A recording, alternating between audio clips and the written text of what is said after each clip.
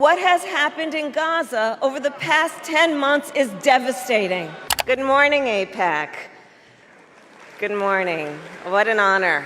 So many innocent lives lost. Desperate, hungry people fleeing for safety over and over again. I will always ensure Israel has the ability to defend itself, because the people of Israel must never again face the horror that a terrorist organization called Hamas caused on October 7.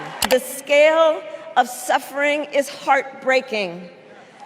President Biden and I are working to end this war such that Israel is secure, the hostages are released. I stand with Israel because of our shared values, which are so fundamental to the founding of both our nations. We can never let anyone drive a wedge between us. The suffering in Gaza ends, and the Palestinian people can realize their right to dignity, security, freedom, and self-determination. As long as I'm a United States Senator, I will do everything in my power to ensure broad and bipartisan support for Israel's security and right to self-defense.